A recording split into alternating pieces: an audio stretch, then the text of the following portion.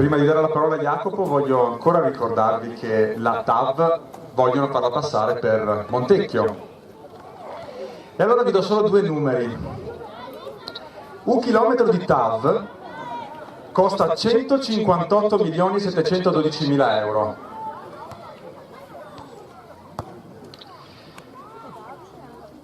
Un metro di TAV io ho appena passato 158.000 euro. Un bello appartamentino, anche due. Un centimetro di TAV io ho in mano 1.587 euro. Allora, visto che il nostro sindaco si sta fregiando che la TAV passerà anche di qua, allora io vorrei dire, caro sindaco di Montecchio, io con il tuo chilometro di TAV potrei dimezzare le rette agli asili comunali per tanto tempo. Con il tuo chilometro di TAV potrei dare pasti gratuiti a tutti i bambini degli asili, ma anche delle scuole elementari. Con il chilometro di TAV che volete fare passare per il nostro comune potrei comprare finalmente qualcuno di quegli stabili che sta marcendo da anni, che a Montecchio sono lì, li guardiamo, li vediamo, per sistemarli, darli a persone che hanno perso il lavoro, che hanno perso la casa, che probabilmente hanno perso anche i figli e che non hanno una casa. O con quel tuo chilometro di TAV, quei 158.000 euro, io potrei benissimo creare una rete di trasporti gratuita all'interno di tutto il sistema comunale per gli anziani, i disabili o per le persone che non hanno modo di muoversi. Lo fanno già a Ragusa. Quindi chiedetevi voi con il vostro chilometro di TAV di Montecchio quante cose potremmo fare. Jacopo Berti, il futuro governatore del Veneto. Ciao. Grazie mille. Allora, a parte questo punto di Ragusa è un comune a 5 stelle, io mi avvicino, è un comune a 5 stelle e per esempio solamente con i tagli della politica è riuscito a dare 360 euro a ogni famiglia in difficoltà e i mezzi gratuiti pubblici per tutti i ragazzi e tutti gli studenti. Quindi questo per far capire che si possono fare queste cose, non sono parole al vento, giusto per il gusto di dire le cose che ci piace sentire dire. Lo stiamo già facendo, sono cose che già esistono. Comunque, tornando a noi, io ho conosciuto questo territorio, dico purtroppo, grazie a Sonia, che è consigliera comunale, proprio per il problema della falda, il problema dei FAS, un problema che va a toccare proprio... Sono 38 comuni, dico giusto? Quanto? 29 comuni, circa 350.000 persone, 3 province interessate, che sono state intossicate, perché di questo si tratta, sono state intossicate da questo sversamento, da questi sversamenti nella falda che ha creato enormi danni dal punto di vista ambientale e soprattutto dal punto di vista della salute. Infatti abbiamo presentato un esposto alla Procura di Vicenza per andare proprio a dimostrare che ci sono questi studi, degli studi che dimostrano come ci siano purtroppo delle strette collaborazioni, dei stretti collegamenti tra questi sversamenti e purtroppo molti tumori tipici che avvengono qua in zona. E allora questo cosa vuol dire? Questo vuol dire che il territorio che noi viviamo è la cosa più importante che abbiamo e questo non può essere svenduto per il profitto di altri, e questo purtroppo sono cose già avvenute, sono cose che non devono mai più ripetersi ed è per questo che noi stiamo combattendo. Da qui questo per farvi capire che è una lotta concreta e continua per il territorio, perché il territorio prima di tutto, oltre che essere la nostra salute, è anche la nostra ricchezza. E qui arrivo al TAV. Il discorso del TAV e del dissesto idrogeologico, vedete come tutto torna, abbiamo parlato di falda fino adesso, il dissesto idrogeologico ne ha parlato fino adesso Giovanni, il problema che noi abbiamo, Vicenza che va sott'acqua, ci fanno un canale scolmatore, si rendono conto che la portata non è adatta perché deve passare il TAV e quindi aumenta il rischio idrogeologico e adesso non sanno più dove andare a mettere questa portata d'acqua e quindi ci troviamo di fronte a un problema, un altro problema. Per cosa? Per fare un'opera che vediamo costa tra i quasi 6 miliardi di euro, e serve per portare velocemente grandi masse di persone da un centro abitato a un altro. Questa è la definizione, diciamo, del TAV. Ora, con tutto, grandi masse di persone si intendono decine di milioni di abitanti. Questa è la concezione. Quindi, indicativamente, da Parigi a Lione, per esempio, sono delle grandi masse. E lunghe distanze. Vicenza-Verona sono circa 50 km, sono 200.000 e 150.000 persone. Allora ci rendiamo conto che oggettivamente è un mezzo che forse non è proprio il mezzo più adatto per spostarsi tra queste due realtà. Magari avremo bisogno di un mezzo diverso, magari anche un'opera, ma un'opera utile per il territorio. Allora io mi fermo un attimo e dico: cos'è un'opera utile per il territorio? Qualcosa che permetta alle persone di spostarsi velocemente in maniera capillare e di rimanere connessi. Che cos'è il Veneto? Il Veneto è fatto di tante piccole distretti industriali, tante piccole città, tante piccole zone cittadine collegate fra di loro. Allora di cosa abbiamo bisogno noi? Della metropolitana di superficie di cui abbiamo parlato prima. Quella è la direzione che noi vediamo. Ma è un costo che è circa la metà, il costo preventivato, rispetto solamente a 50 km di TAV. Quindi noi, facendo praticamente 25 km di TAV, potremmo dare la possibilità a tutto il Veneto di essere facilmente collegato, di spostarsi facilmente e velocemente, di poter cambiare la vita, perché il vero progresso è quando lo è per tutti, almeno la metà dei veneti, perché infatti parliamo di circa il 50% di veneti che sono pendolari. E allora è quella la direzione che noi dobbiamo prendere se dobbiamo pensare di cambiare la società.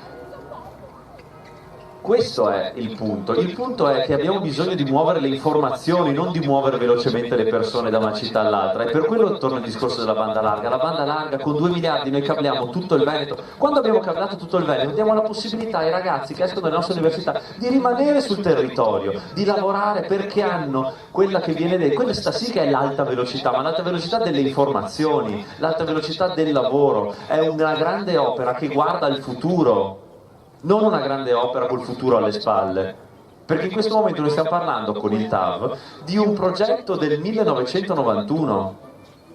Allora io dico, ma noi vogliamo un progetto del 1991 o un progetto che guarda al 2020, al 2030, che ci torna a far essere competitivi sul mercato internazionale, non che è considerato obsoleto e per questo abbandonato per esempio dalla Comunità Europea?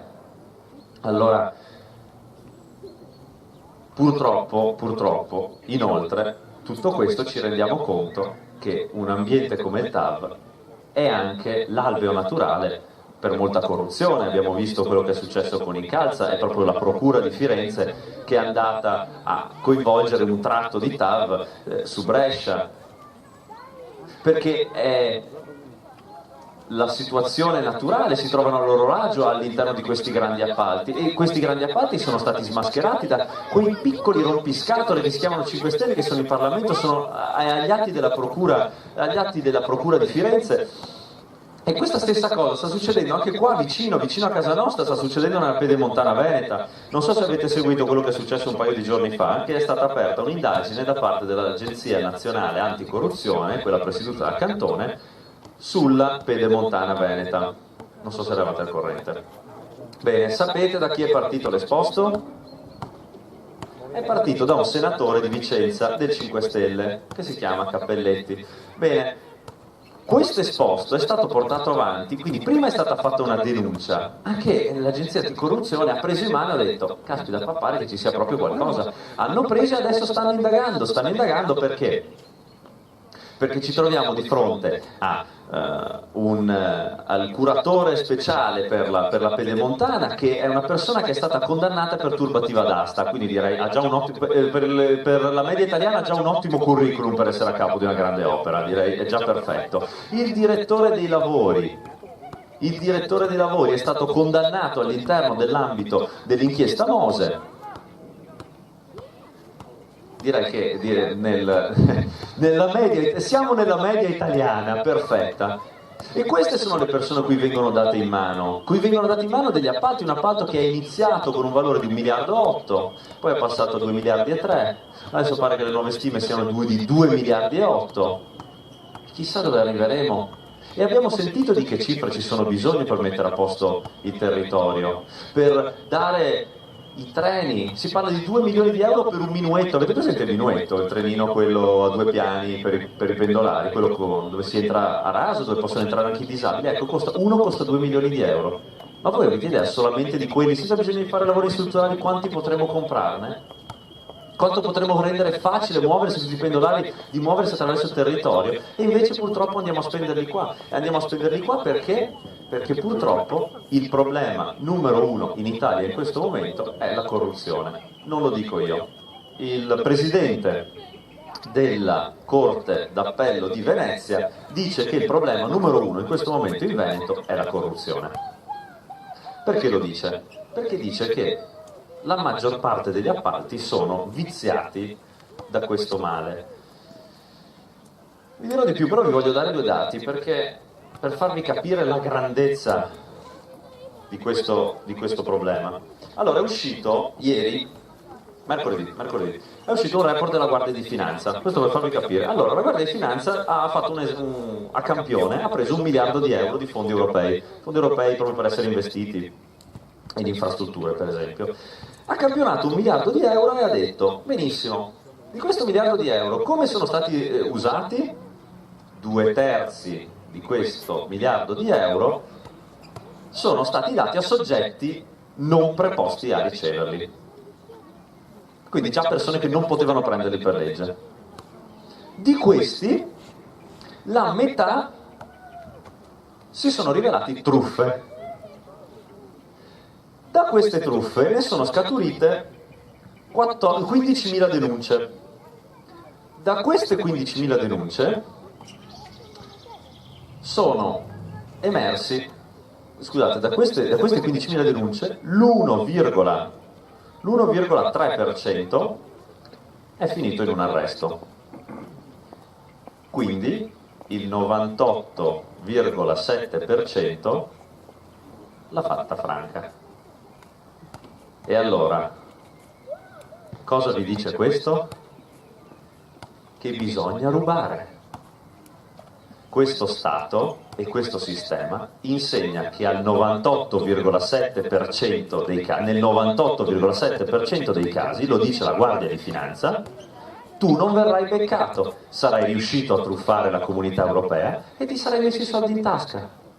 E allora, finché continueremo a lasciare i ladri nelle istituzioni che si scrivono loro le leggi da sole, poi non dobbiamo stupirci se accadono queste cose, perché il cambiamento avviene prima di tutto nelle persone, ed è questo quello che diceva prima Giovanni, su cui io sono assolutamente d'accordo. Bisogna prima di tutto cambiare le persone che sono all'interno delle istituzioni, perché è solo così che cambiano le cose.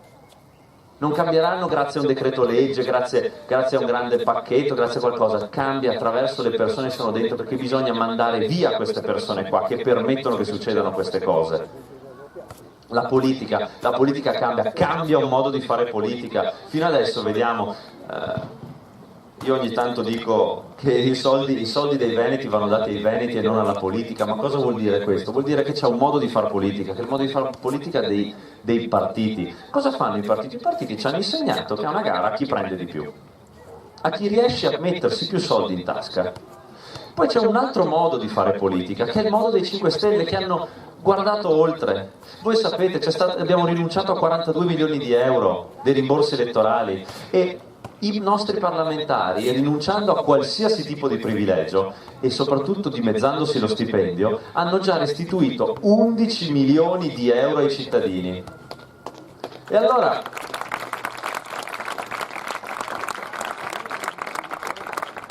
42 milioni di rimborsi più di 11 milioni di euro. Questi 11 milioni di euro, voi sapete, sono tornati ai cittadini, non è che sono finiti nell'iperspazio, sono tornati ai cittadini, e adesso ogni imprenditore può prendere la sua parte, sono 25.000 euro per ogni imprenditore. Allora questo è il cambio della politica. Questo è il cambio della politica. Questo viaggio attraverso l'abolizione dei privilegi, abolizione dei vitalizi. È un esempio perché la politica prima di tutto deve dare esempi, non l'esempio di come si ruba, perché oggi cosa c'è? È la politica del predone del deserto. Uno guarda il politico, uno guarda la politica e cosa vede? Che chi più ruba più è bravo, chi più riesce a mettersi in tasca meglio è. Cioè questo è quello che vediamo oggi. No, cioè, è allucinante, ma purtroppo è così. E poi vi ripeto, c'è un altro modo di fare, e questo modo di fare, questo modo di cambiare la politica è stato etichettato da qualcuno, vediamo se vi ricordate da chi, dicendo siete dei pagliacci. Qualcuno si ricorda chi ha detto siete dei pagliacci, fate ridere? La Moretti. A me dispiace dirlo, però me lo sono sentito dire in faccia proprio raccontando queste cose. Questo purtroppo succede. Questo purtroppo succede che quando hai di fronte una persona che è solamente chiacchiere e diapositive, perché questo è quello che sono ridotti, sono chiacchiere e diapositive, noi ci troviamo di fronte alla verità che quando togli i soldi dalla politica, la politica torna bella, perché torna passione. E invece per queste persone è finito tutto, è finito il gioco se gli togliamo i soldi. È finito tutto. Allora io vi racconto, se volete in 2 parole, com'è andata. Io ho chiesto alla Moretti, ho detto guarda, per me va bene, e guardate, io ve lo dico con la massima serietà, col cuore in mano, io veramente le ho chiesto, fai una cosa per i cittadini, dai il buon esempio, fai vedere che ti tagli lo stipendio e lo fai tagliare a tutte le persone che sono in lista con te. Andiamo a recuperare, questi sono i miei conti, abolendo i vitalizi in Regione Veneto, abolendo tutti i privilegi e tagliando gli stipendi, andiamo a recuperare più di 65 milioni di euro. E questi 65 milioni di euro li andiamo a mettere in un fondo per l'imprenditoria e per il sociale, per aiutare chi è in difficoltà. Diamo l'esempio. Fai come facciamo noi lo facciamo già senza bisogno delle leggi. Sono andato lì.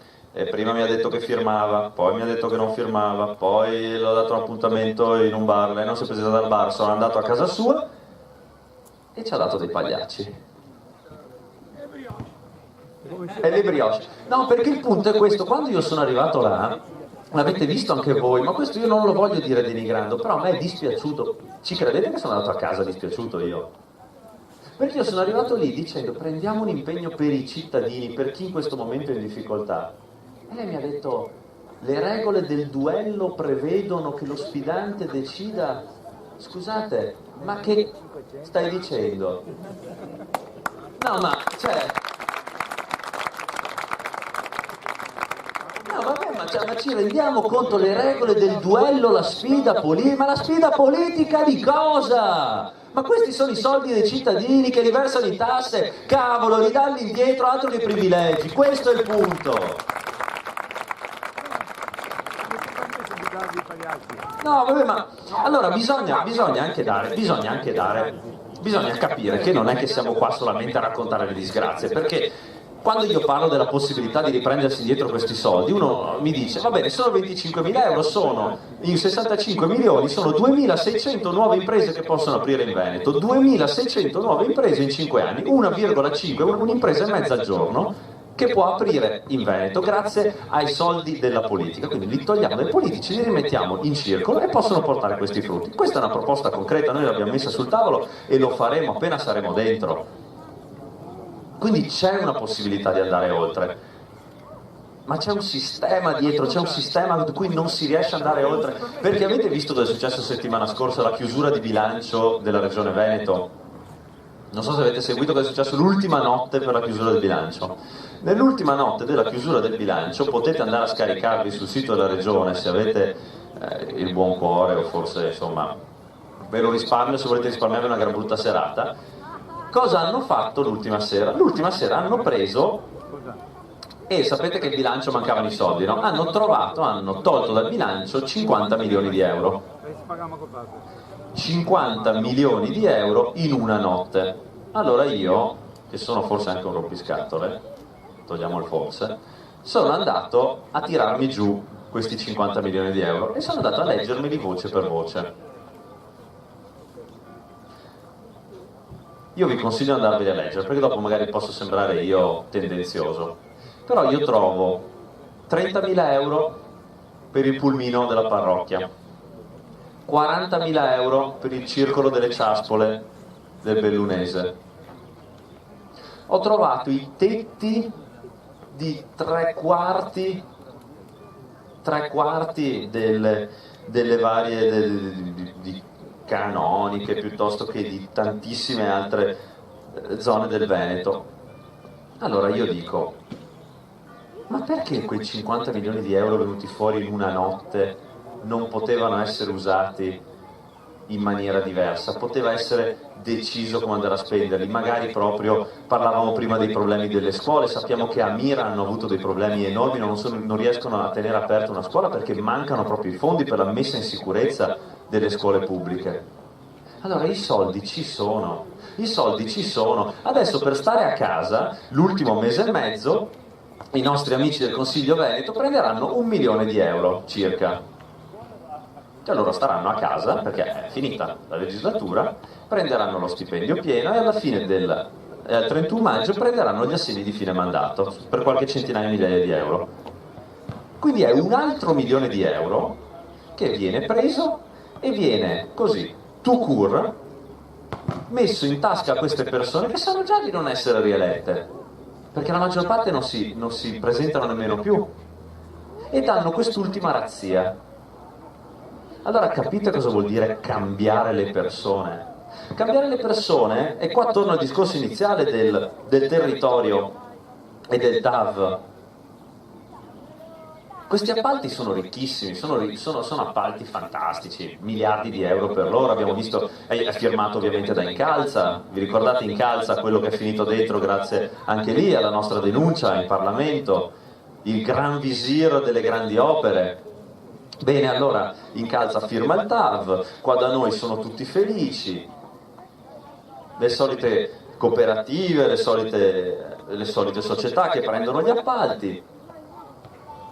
E poi vado a vedere, c'è una ricerca che è molto interessante, che dice quante persone vengono impiegate per 1 miliardo di spesa riferito a che tipo di lavoro viene effettuato sul territorio. Allora questa è una ricerca fatta dal CRESME, che è uno degli enti di ricerca europei proprio sulle infrastrutture. Potete andare a cercarvela su internet questa ricerca. È un ente autorevole che fa questo proprio di professione. Allora cosa dice il CRESME? Il CRESME dice che per 1 miliardo di euro speso in una grande opera, per esempio il TAV, vengono occupate sul territorio circa 500 persone. E uno dice, vabbè, 500 posti di lavoro creati non è per niente male. Bene, la lotta al dissesto idrogeologico porta circa 8.000 persone. 8.000. Ma poi arriviamo alla bioedilizia, quindi all'efficientamento energetico, quindi guardiamo veramente oltre, guardiamo a tutto quello che riguarda l'architettura nuova, tutti i nuovi materiali, e arriviamo a 18.000 persone impiegate sul territorio per 1 miliardo di euro spesi. Allora questi sono dati oggettivi, non è che sono le ricerche dei 5 Stelle. Allora sono dei modi diversi di far politica. Sono dei modi diversi di far politica per capire proprio che c'è una parte, come diceva giustamente prima Giovanni, c'è chi mangia il pane e c'è chi mangia il prosciutto, ed è quello. Noi dobbiamo decidere, e questo lo decidiamo noi nel prossimo mese, non è che lo decide qualcuno che viene da lontano, perché è finito il tempo della delega, dove siamo sempre noi a delegare qualcun altro sperando che questo risolva i nostri problemi, perché questo non li risolverà mai, perché se io oggi sono qua, e sono qua con loro, è perché io non ho più fiducia nella classe politica, io non ci credo più a nessuno di loro, non ci credo.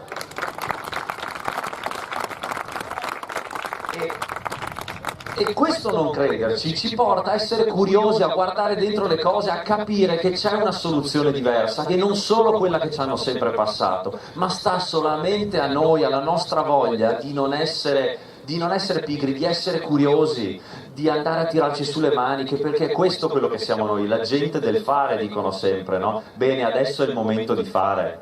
Perché questa classe politica, ci sono anche delle persone per bene, mica sono tutti per male, ma quelli per bene, a mio modo di vedere, sono ancora peggio di quelli per male. Perché vuol dire che si sono girati dall'altra parte quando li hanno visti rubare. E chi tiene il sacco dei ladri è ladro allo stesso modo.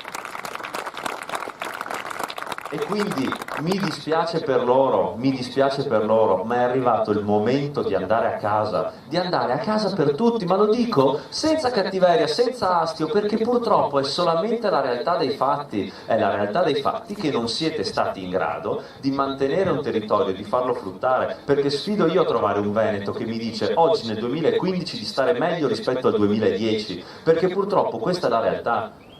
Allora, come vedete, noi abbiamo una visione completamente diversa, noi facciamo 2 mandati e andiamo a casa. Perché facciamo 2 mandati e andiamo a casa? Il motivo è semplice, perché io oggi entro, ipoteticamente al massimo faccio 10 anni e dopo devo tornare da dove sono venuto.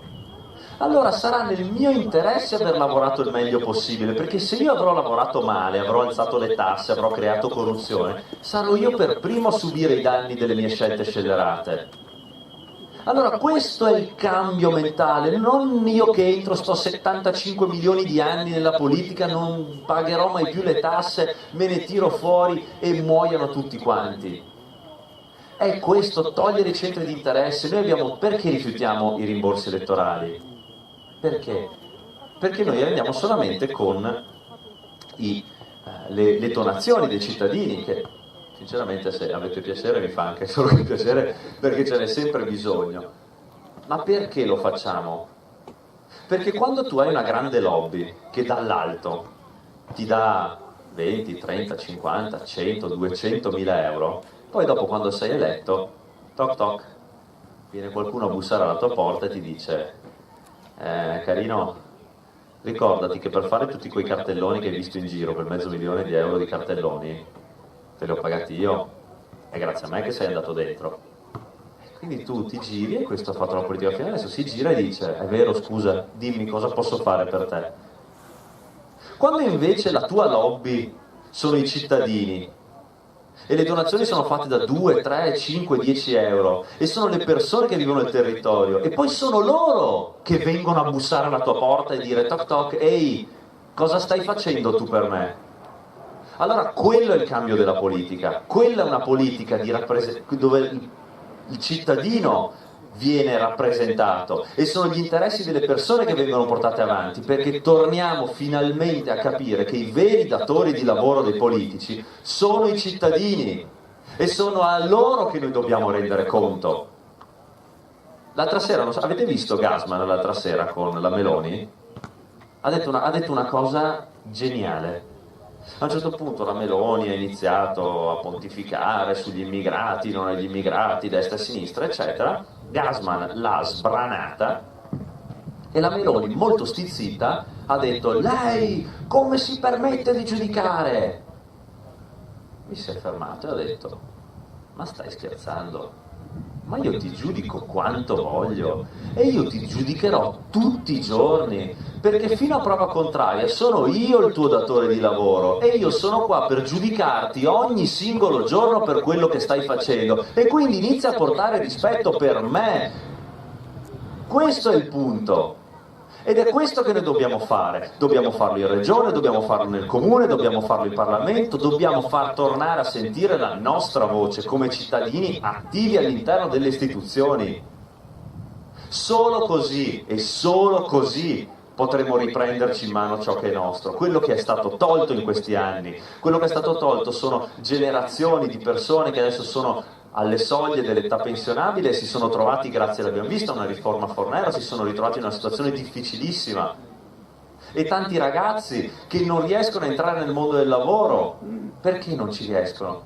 Perché chi è che ha voglia di entrare in un mercato del lavoro in questo momento dove sai che lavori per l'appunto per 7 mesi all'anno per lo Stato e scopri che lo Stato è lo Stato più corrotto d'Europa, lo dicono le classifiche di Transparency, ed è anche lo Stato col più alto tasso di disoccupazione giovanile d'Europa.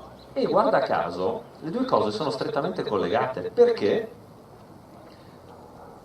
la Danimarca è lo Stato d'Europa con la più basso indice di corruzione e il più basso tasso di disoccupazione giovanile.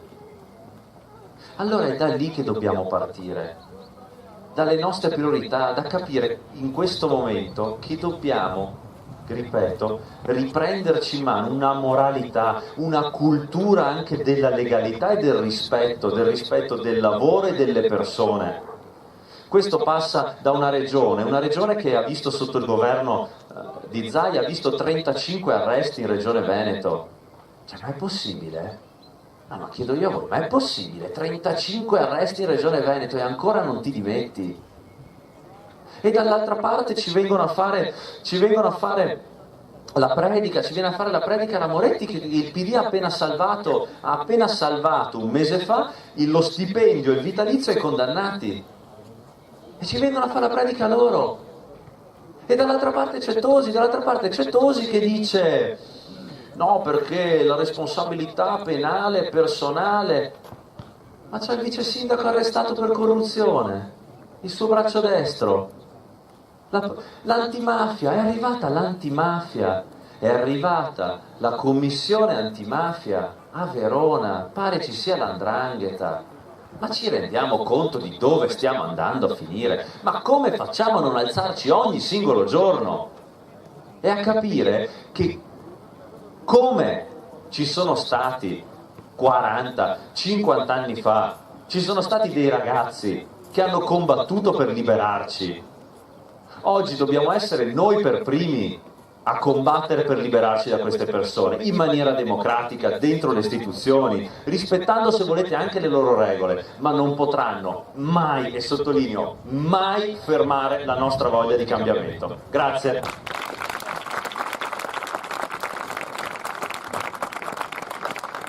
Bene, grazie, siamo ormai giunti al termine.